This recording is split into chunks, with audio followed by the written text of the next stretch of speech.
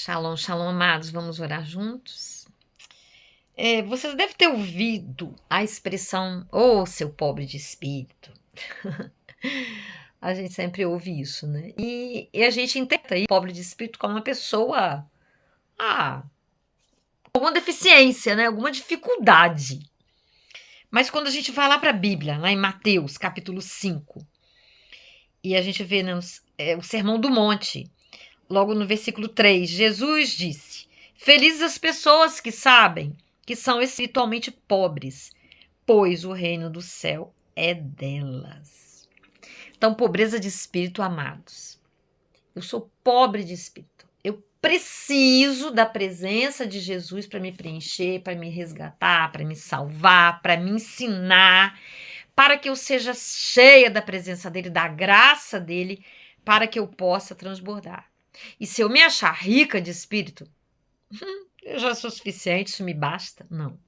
Então é preferível que nós sejamos pobres de espírito, porque são felizes as pessoas que são espiritualmente pobres, espiritualmente, pois o reino do céu é delas. E ele vai seguindo, falando outras coisas, mas eu quero me ater nisso aqui com vocês hoje. Lembrando que Jesus Cristo, né, isso aqui revela o modelo de quem é Jesus, mais uma vez para nós, né? Quem é ele? O que ele fala para nós aqui sobre o choro, ele fala sobre a humildade, a fome e sede de justiça, os misericordiosos, os corações puros, sofrer por causa de perseguições, tantas outras coisas que vêm do reino, né? E por vezes nós caminhamos nas igrejas e precisamos ter muito cuidado. Ontem no devocional que eu gravei para vocês, né? Eu ainda falei da questão dos julgamentos, de nós não julgarmos os outros, sabe? E nós precisamos, de fato, ter muito, muito cuidado. Nós sabemos que a igreja, né? A cabeça é Cristo e nós somos o corpo. Nós nos reunimos para adorar comunitariamente, para ouvir a palavra. A igreja é aquele lugar, deve ser aquele lugar, né? Em que nós pedimos socorro, às vezes até socorro material, né? A gente viu aí na época da pandemia quantas pessoas que foram socorridas pelas igrejas e até nas tragédias que nós vemos aí acontecer pelo país, pelo mundo afora, as igrejas chegam rapidamente, chegam muitas vezes antes, né? Até que os governos, devido à solidariedade, devido ao ID de Jesus, sim.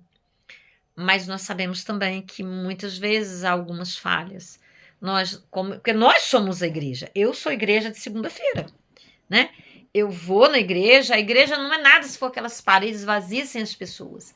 Mas nós somos o templo de Cristo. Então, todo o tempo eu preciso revelar Cristo no meu comportamento. Na minha maneira de falar, na minha maneira de agir, na minha maneira de reagir e respeitar muito. Às vezes eu vejo, né, algumas pessoas falarem: hoje eu não faço parte da igreja, a igreja me feriu pra caramba, eu fui julgada. Olha, não é a igreja de Senhor Jesus, são as pessoas que estão ali, que por vezes falham, sabe? Consegue se transformar a igreja em tantas coisas que não são a essência daquilo que é o amor, aquilo que vem de Jesus. Eu vou dar um exemplo para vocês, sabe? Eu sempre falo isso. Quando eu me formei em teologia, né? A gente tem sempre um trabalho que se chama monografia para a gente fazer naquilo que a gente acredita, né? Eu falei muito da igreja como comunidade, uma comunidade terapêutica para poder cuidar da pessoa em todos os sentidos, sabe? Em todos os sentidos, alma, espírito, materialmente também nos ajudarmos mutuamente uns aos outros, né? E por vezes a igreja ela não consegue sozinha, né? Ela precisa estar alinhada. Às vezes as pessoas querem se separar da política. A política não é de Deus. Jesus foi uma política que esteve sobre a face da terra. Só que ele não abraçou aquela política, com aquele autoritarismo, aquelas covardias daquela época. Por isso ele foi crucificado. Porque a política foi feita o quê? Para o povo, né? A própria Bíblia fala que os governos são constituídos, né, com permissão de Deus, com autoridade de Deus. Por isso a gente deve orar pelas autoridades. E tudo isso é muito sério. Mas por vezes gera-se muito, a gente vê muita confusão, muita coisa. E aí a gente fala, nossa, aquela pessoa está na igreja, mas aquela pessoa continua mal-humorada. Estou falando no sentido do ser, da alma, do comportamento. Porque às vezes a igreja não dá conta, sabe? Às vezes a pessoa vai lá, aceita Jesus, ela precisa ser evangelizada, ela precisa trabalhar da palavra cura, a palavra liberta, mas às vezes ela precisa também ser colocada no colo. Quando eu digo colocada no colo, ela precisa de um acompanhamento mais ali, ó, sabe? E às vezes a igreja não consegue, porque a igreja ela não é constituída só pelo pastor. O pastor é um líder, ele precisa de uma liderança que o ajude, que o apoie. Ele é só uma pessoa, ele não dá conta de tudo sozinho. E aí, eu não estou aqui pregando um modelo de igreja, eu estou falando aquilo que eu defendi. Na época eu falei, olha, se a igreja não dá conta, tem pessoas que precisam de terapia, tem pessoas que estão com problemas até neuroquímicos, na verdade, que quando você vai ouvi-las ali na individualidade, e a gente como psicanalista, como terapeuta, a gente tem um olhar mais aguçado sobre isso. Ela precisa de um acompanhamento. Então nós temos, né, graças a Deus, e eu defendi isso na minha monografia, os grupos de terapia anônimos, né, baseados nos 12 passos dos grupos dos AAs, dos alcoólicos, e através daqueles princípios espirituais, que são princípios espirituais, não religiosos. E eu fui aprovada. Eu trabalhei 1 ano e meio, sabe, numa das maiores faculdades, não estou falando isso por vaidade, por nada não, é só para poder vocês entenderem por onde que eu passei defendendo isso, e eu fui aprovada. E monografia não é brincadeira, para quem sabe, a gente tem que provar tudo que a gente escreve. E a gente passa por um crivo tremendo. E eu falei, se a igreja não dá conta, que envie as pessoas para esses grupos de terapia, sabe? Hoje em dia, então, a riqueza desses grupos online são muito grandes, sabe? E tem o anonimato, quem você vê aqui, o que você ouve aqui, quando você sai daqui, deixa que fique aqui. E forma-se uma grande rede de apoio. E não tem mal nenhum nisso. Ah, mas aquilo ali não é igreja. Não, aquilo ali é a porta dos fundos. Porque às vezes a pessoa na igreja, ela não conseguiu, era para conseguir.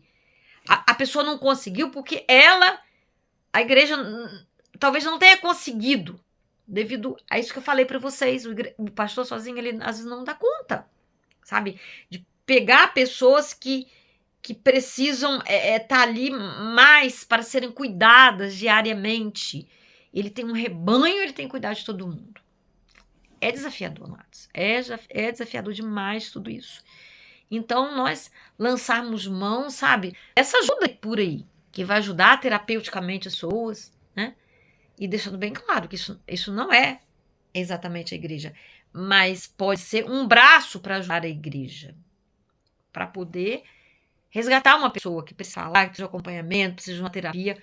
O ideal era que a igreja tivesse tudo isso, não é verdade? Mas o preconceito, por vezes, né?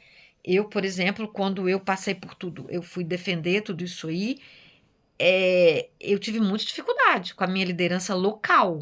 E às vezes até com os meus colegas da própria faculdade, que estavam estudando comigo, que era vocação tardia, e eu tinha ali colegas que já eram pastores. E aí, quando eu falei, né, eu fui criticada, mas depois, sabe, colegas minhas que já tinham filhos homens, né, estavam passando por uma depressão terrível, e elas não estavam conseguindo dar conta, cuidar da pessoa dentro da própria casa, sabe, ela não sabia o que fazer, e veio no particular me pedir ajuda, me pedir orientação, me pedir um subsídio. Olha só, como isso é sério, como preconceito atrapalha as pessoas de serem ajudadas, de caminharem, sabe, da gente ter essa mente, né, não é que a gente vai aceitar tudo, mas a gente precisa saber que ninguém coloca o Espírito Santo numa caixinha, sabe? A gente sabe de atrocidades que já foram praticadas pela igreja na Idade Média, né? De tantas coisas também, porque onde tem o homem, se ele não está verdadeiramente servindo a Deus, ele comete falhas. E aí vem a misericórdia de Deus, lançando, sabe, mão de coisas que ajudam, sabe? E eu fui aprovada nesse sentido, de lançar isso aí, de falar, olha, isso aí é uma ajuda, né?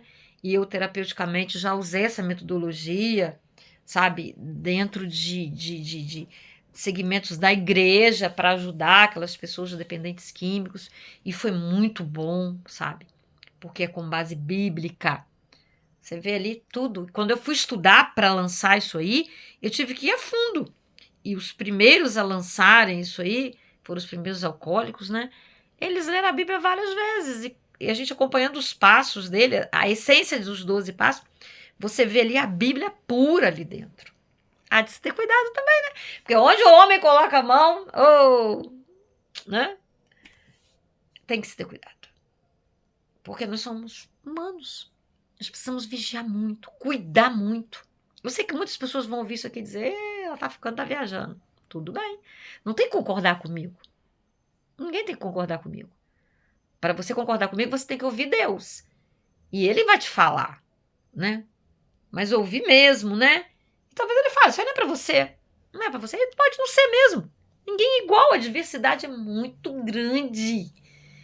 E aí a gente vai pegar o que a gente acha bom e o que não é bom, a gente deixa ali quietinho no cantinho. Igual a minha igreja local. No domingo próximo, foi decidido pela liderança da igreja que o culto será feito de manhã, porque vai ter jogo às 18 horas. E há algum pecado nisso? Não! Só que pode ter um monte de gente que vai dizer, não, isso é absurdo! Os religiosos de plantão. E aí? Deus curou no sábado, Jesus curou no sábado. Sabe? Então é uma questão de mente, de ponto de vista, de uma série de coisas. Que aquele que é religioso, aquele que tem a mente, não vai entender, sabe? Então não é para todos. Para Jesus foi assim. Ele veio aqui. E ele foi mal interpretado, ele foi tido como mentiroso, como ladrão, endemoniado. Olha que absurdo. Que vai ser de nós, então, amados? Mas para quem quer, vá à luta. Vai lá, clica lá.